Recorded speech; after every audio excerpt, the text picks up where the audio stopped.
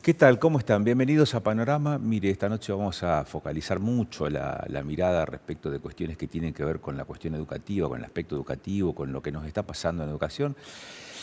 Si se quiere, ha sido siempre uno de los ejes sobre los cuales ha girado buena parte de la temática de Panorama históricamente.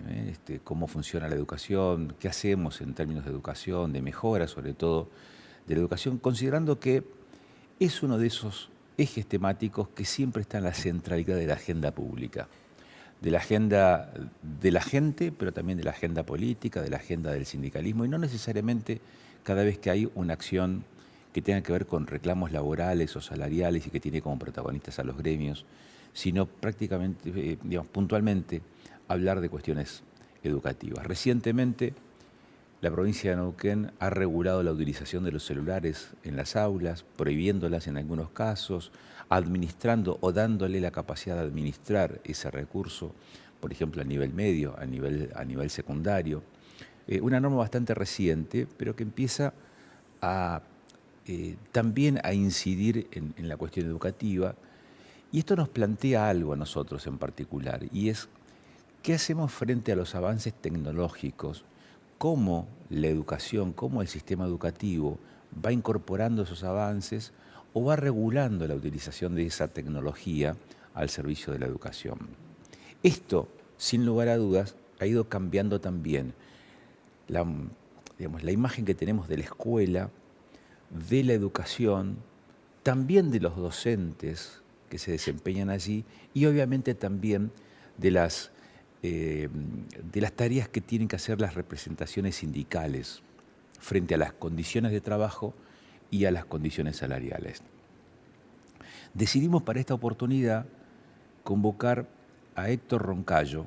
Héctor es un dirigente de los históricos que ha tenido y que tiene el sindicalismo en la región por varios periodos, si yo no contabilizo mal, entre 4 y 5 periodos al frente del sindicato docente rionegrino, y es una persona que nunca se ha alejado de ese rol permanente de tener una lupa en la mano para mirar lo que está ocurriendo en el sistema educativo y en esa representación sindical. Así que, Héctor, muchísimas gracias por sumarte a Panorama. Bienvenido. ¿Cómo estás? Bueno, en principio, muchas gracias por esta invitación. Simplemente aclararte que en términos de conducción gremial estuve en dos oportunidades en el sindicato UNTER, entre 1986 y 1992, dos periodos de 3 años cada uno. Después no estuve nunca más en conducción, solamente siempre mi actividad ha sido acompañar, escribir, trabajar para el sindicato en capacitaciones y en muchos otros aspectos, pero no en conducciones. Por supuesto, en los orígenes sí estuve en la seccional General Roca, en General Roca desde 1974 prácticamente, transitando todo el periodo de la dictadura hasta 1983, prácticamente como una extensión de la imposibilidad de actividad sindical y de las elecciones o participación del conjunto. Y ya en 1986 fui secretario general de UNTER. Bueno, con lo cual ha sido secretario general en la seccional y también en la UNTER central. Eh, Así es. y muchos años, evidentemente, y todavía seguís allí observando detenidamente, con mucho detalle lo que va ocurriendo. Cuando hoy se habla tanto de la educación, se habla del avance tecnológico, eh, de cómo se incorpora la tecnología a la educación, de cómo se incorpora la inteligencia artificial. Ya no es solamente el teléfono celular, sino los dispositivos, digamos, todas las aplicaciones, todas las posibilidades que te ofrece la tecnología. Ya no es solamente el aparato, sino todo lo que te permite acceder este aparato. Eh, ¿Cómo crees, cómo ves que cambia el rol de la escuela y del docente frente a este nuevo escenario que nos está planteando tan tensionante la actualidad, Héctor? Bueno, en principio, ver que estas discusiones y debates que hoy están sucediendo, en principio no son nuevas, son parte de un proceso histórico y progresivo del avance de la tecnología. Yo te recuerdo o traigo a colación en base a este debate de hoy, el debate que se nos planteó en su momento, el uso de la calculadora o no en las escuelas secundarias o en las escuelas primarias. Recuerdo esto y hasta debates intensísimos si era necesario o no que el alumno perdiera esa capacidad de cálculo o utilizara, como correspondía, el procedimiento de la calculadora para obtener los resultados que era, digamos, necesario obtenerlo. Y ahí estaba la discusión, si el procedimiento o el recurso, digamos, si utilizar el procedimiento como una cuestión valorativa o el recurso como la cuestión valorativa. Y también nos pasó en los 90, digamos, cuando empieza nuestro país progresivamente a instalar, ya por otros motivos, inclusive negocios, etcétera, etcétera, políticos, a instalar el uso de la computadora. Te recuerdo que en aquellos momentos empezó el plan social de computadoras que se fue repartiendo en todas las instalaciones escolares y allí nos encontrábamos con la poca capacidad que tenían esas máquinas y bueno, y la utilización de las mismas. Y hoy, ya avanzado más en esta época, nos encontramos con el uso de los celulares que tienen toda esa capacidad, digamos, conjunta. Ya unifican el tema de la calculadora, la posibilidad de la información, la búsqueda de noticias, la búsqueda de información educativa, etcétera.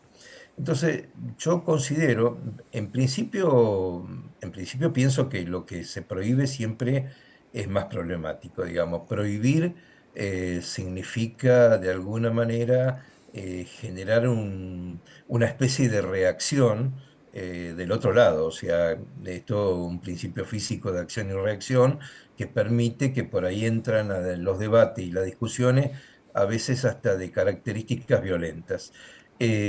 Aquí la cuestión de fondo me parece que tiene que ver con cómo utilizar esos recursos, cómo de alguna manera establecer metodologías que nos permitan garantizar y profundizar el proceso educativo para mejorar lo que significa el aprendizaje de los estudiantes.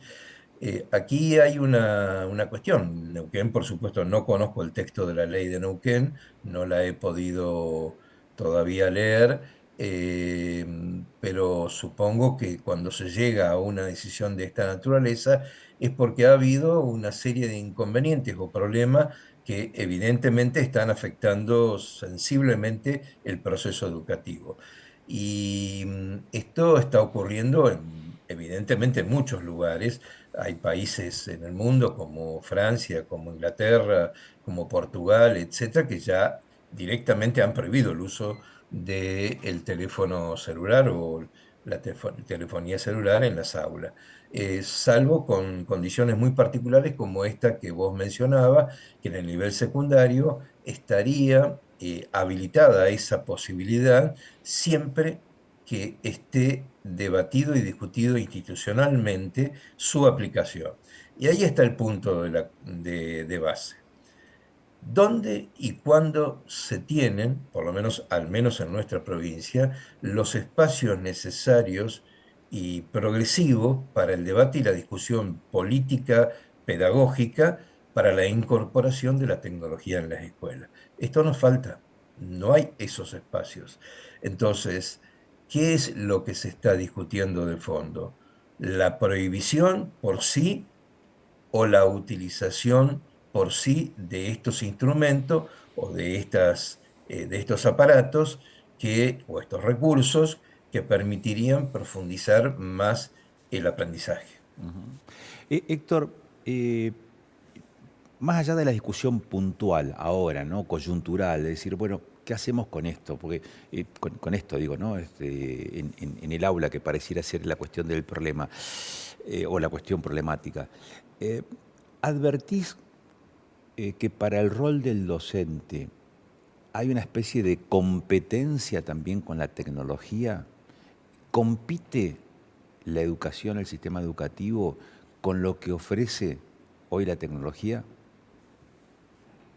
Bueno, en principio todo avance tecnológico siempre se demuestra y lo observamos a diario, que la rapidez con que un niño o un adolescente busca y aprende rápidamente el uso de la tecnología es mucho más rápido que cualquier adulto. Por lo tanto, allí hay un nivel mínimo de competencia, si se quiere llamarla así, pero esto no significa una competencia en la relación docente-estudiante.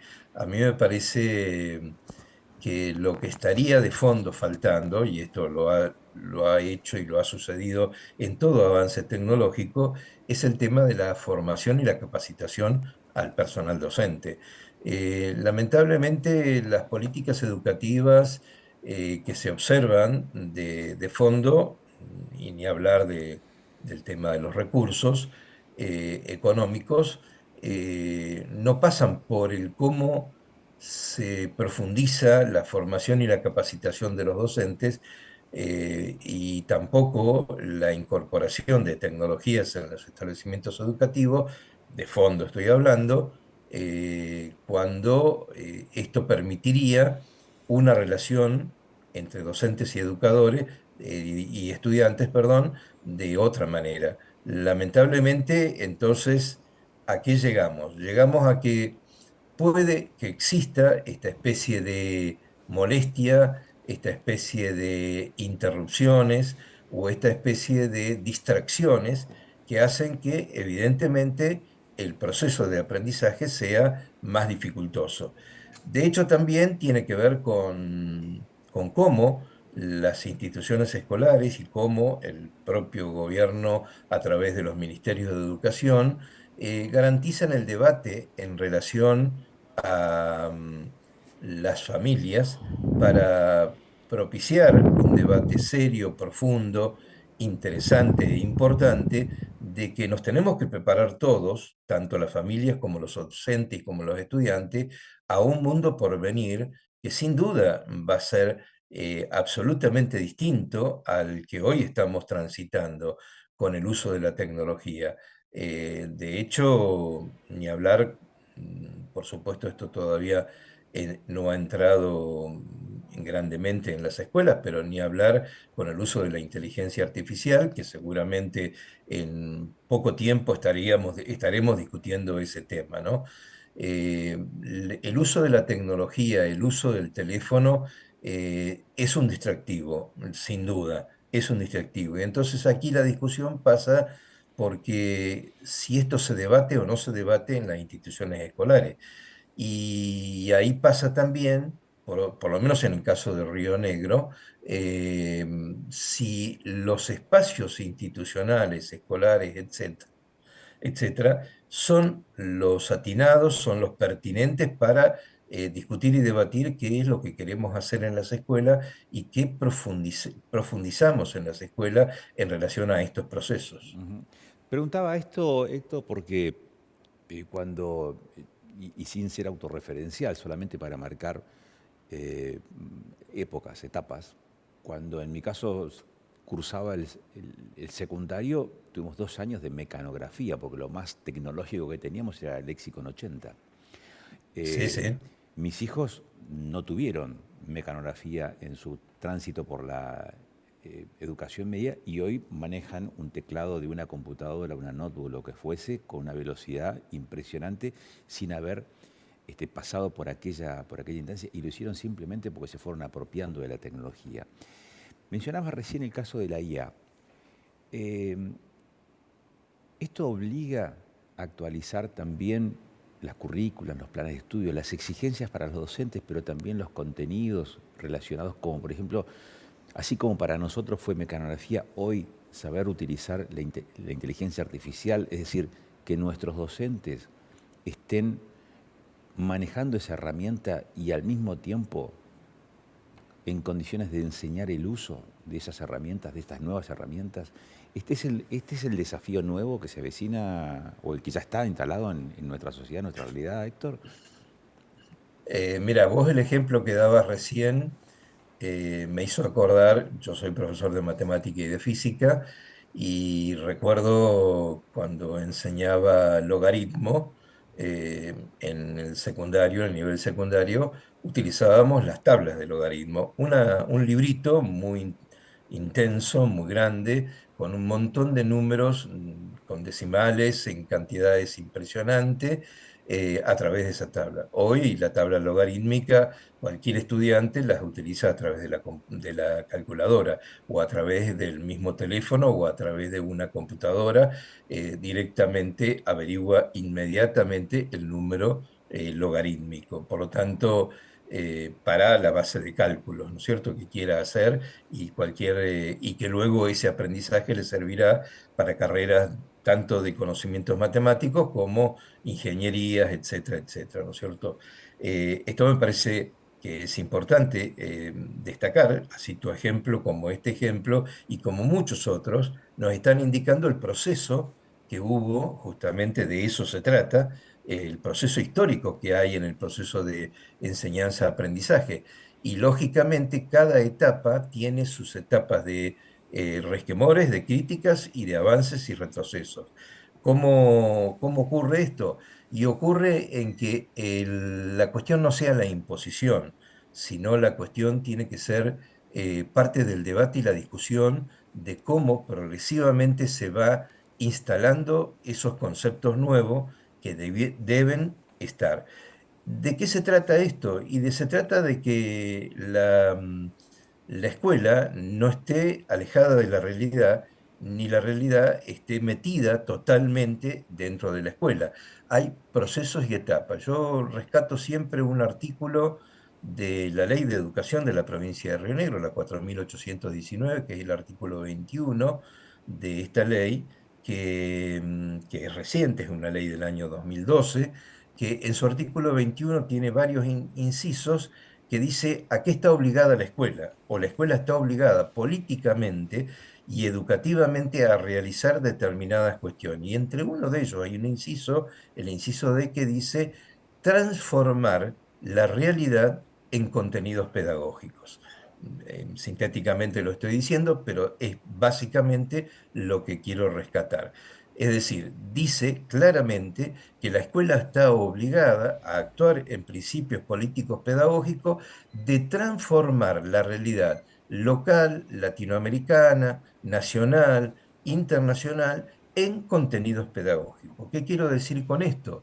Que el educador, el docente, ve esa realidad que lo rodea y está obligado a que ese contenido o esa realidad que lo rodea tanto para él como educador, como estudiante que tiene también su propia realidad, y ver los intereses y las peculiaridades que rodean a ese estudiante, sea de un problema de agua servida hasta el uso de una inteligencia artificial.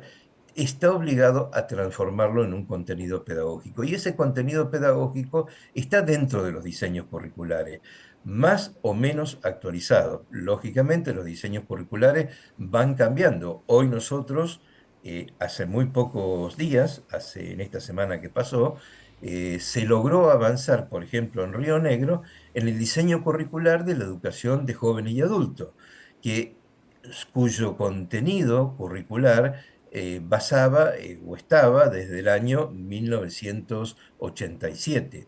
Y así también se han transformado otros diseños curriculares. La problemática de todo esto, digamos, de avances y de cambios de diseños curriculares, está que, lógicamente, nunca vamos a poder alcanzar las innovaciones o las modificaciones que se dan tanto en la ciencia, en la técnica y en otros campos, o en la economía, como vos mencionabas recién, o en las cuestiones contables, en lo que hace a estar equiparando diseño con realidad. Y esto es imposible porque los avances son mucho más concretos. Ahora, ¿Qué quiero decir con esto?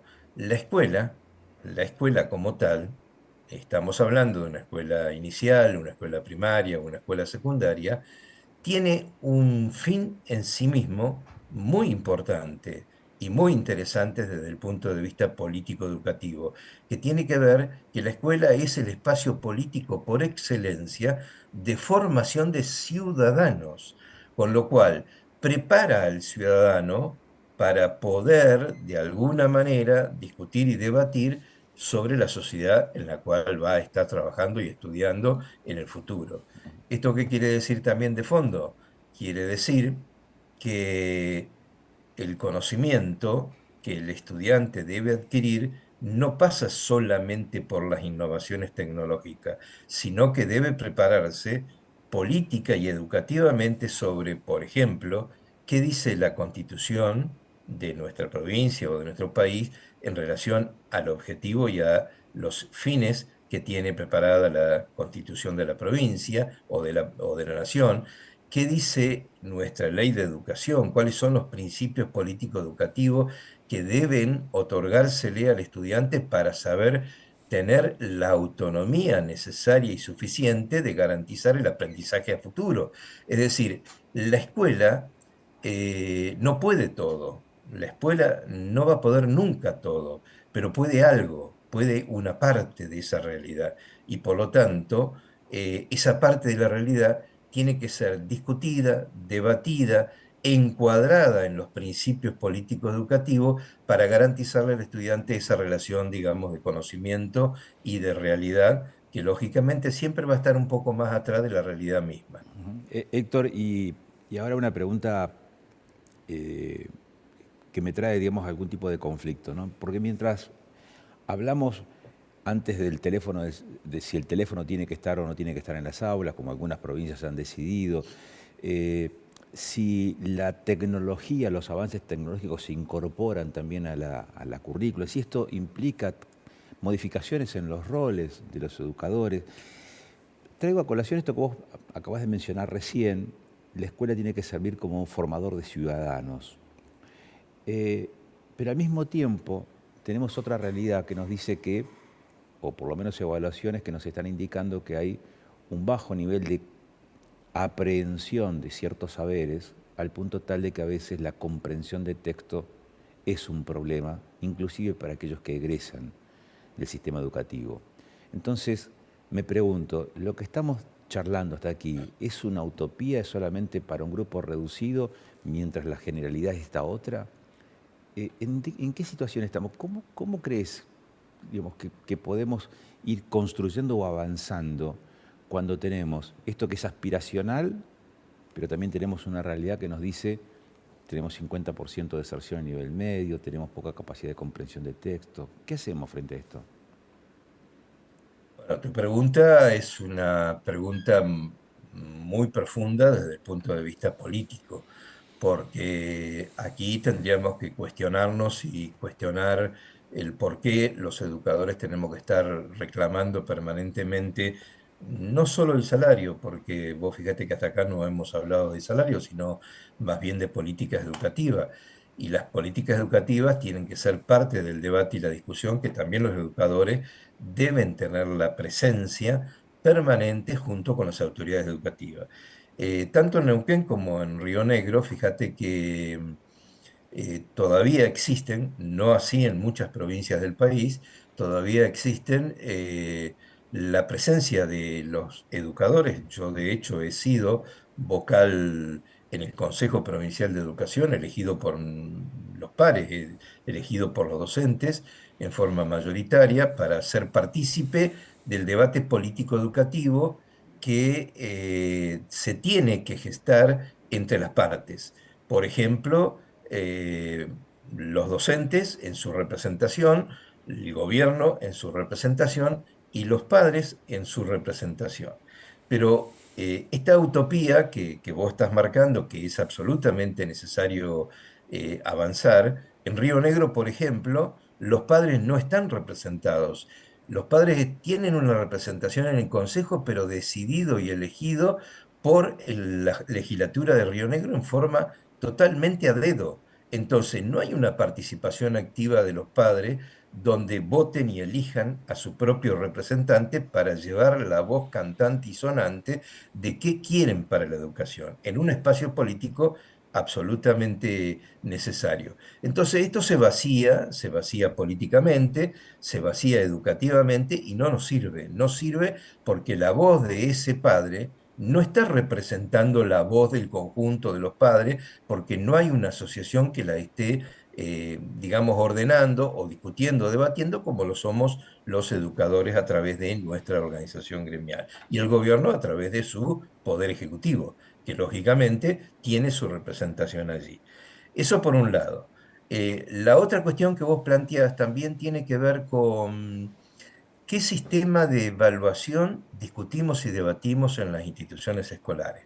Primero, ¿se posibilita hablar de evaluaciones en las escuelas? No, no hay posibilidad. Vos sabés que hace muchos años atrás, las escuelas teníamos espacios llamados espacios institucionales, donde una vez al mes no había actividad escolar, pero los educadores estábamos obligados a reunirnos, a discutir y a debatir los problemas internos de la escuela. ¿Qué cosas estábamos enseñando? Si lo estábamos haciendo bien metodológicamente, si estábamos de alguna manera ordenando el sistema educativo bien o mal, si los sistemas de evaluación y de enseñanza y aprendizaje eran los correctos o no, etcétera. Eso se fue perdiendo con el tiempo por un sistema de control muy negativo para el conjunto del sistema educativo. Y hoy vos fíjate que las jornadas institucionales están dirigidas desde Viedma, por ejemplo, en el caso de Río Negro, con temáticas específicas que desde Viedma se pretende imponer. Entonces se ha perdido la posibilidad interna de que las escuelas debatan sus propios problemas. Por ejemplo, las relaciones de violencia, las relaciones de enseñanza, las problemáticas que vos estás planteando, como por ejemplo esta, el uso correcto o incorrecto de los medios, como puede ser teléfonos, computadoras, inteligencia artificial, etcétera.